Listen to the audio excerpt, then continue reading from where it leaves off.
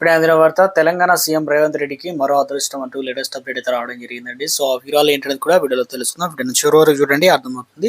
ఒకసారి ఛానల్ వస్తే తప్పకుండా సబ్స్క్రైబ్ చేసుకొని చూస్తున్నారు కానీ లైక్ చేయడం మర్చిపోతున్నారు. వెంటనే లైక్ చేయండి. వీడియోలకి అయితే వెళ్ళిపోదామండి.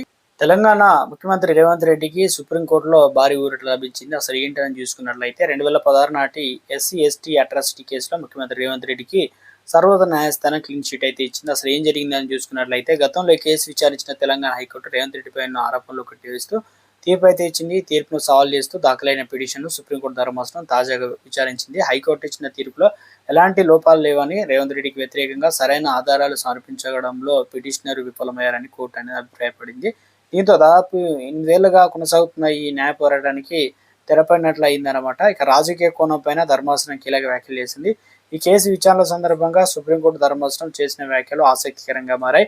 ఎస్సీ సొసైటీ విధ్వంస కేసు నేపథ్యంలో తనను కులం పేరుతో దూషించారని పెద్దిరాజు ఇక ముఖ్యంగా అనే వ్యక్తి ఈ కేసు దాఖలు చేశారు. అయితే పిటిషన్ వెనుక న్యాయపరమైన అంశాల కంటే రాజకీయ లబ్ధి కోసం పొందే ఉద్దేశం ఎక్కువగా కనిపిస్తుందని న్యాయమూర్తులు పేర్కొన్నారు. కేవలం రాజకీయ ప్రత్యర్థులను ఇబ్బంది పెట్టడానికి ఇటువంటి కేసులను ఉపయోగించడం సరికాదని సంకేతాలను కోర్టు ఈ సందర్భంగా పంపిందనమాట. ఇటువంటి ప్రాథమిక ఆధారాలు లేకుండా అట్రాసిటీ కేసులను నమోదు చేయడం చెల్లదని ధర్మాసనం స్పష్టం చేసింది. రేవంత్ రెడ్డికి లభించిన రాజకీయ బలం, ముఖ్యంగా ముఖ్యమంత్రిగా బాధ్యతలు చేపట్టిన తర్వాత పాత కేసుల నుంచి రేవంత్ రెడ్డికి విముక్తి లభించడం ఆయనకు పెద్ద ఊరటగల చెప్పవచ్చు. ఎందుకంటే ప్రత్యర్థులు చేస్తున్న ఆరోపణలకు ఈ తీర్పు ఒక గట్టి సమాధానం నిలుస్తుందని కాంగ్రెస్ వర్గాలు అయితే భావిస్తున్నాయి.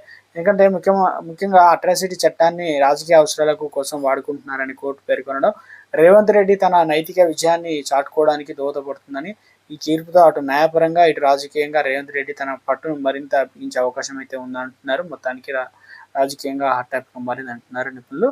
ఇప్పుడు తెలంగాణ రాష్ట్ర వ్యాప్తంగా మున్సిపాలిటీ ఎలక్షన్లో 85 పైగా, అదేవిధంగా హంగొచ్చే ఏదైతే ఉన్నాయో స్థానాలు మున్సిపాలిటీలో మేయర్లు, చైర్మన్లు కూడా కాంగ్రెస్ అత్యధికంగా గెలుచుకునే ప్రయత్నం కూడా జరుగుతుంది. మొత్తానికైతే రాష్ట్ర రాజకీయంలో సీఎం రేవంత్ రెడ్డి మరోసారి జెడ్పీటీసీ, ఎంపీటీసీ ఎలక్షన్లకు సంబంధించి నిర్వహించాలని ప్రభుత్వం కూడా భావిస్తున్నట్లు అప్డేట్స్ అయితే అందుతున్నాయి. ఆ టాపిక్గా మారింది. ఇదే జోరు కొనసాగించాలని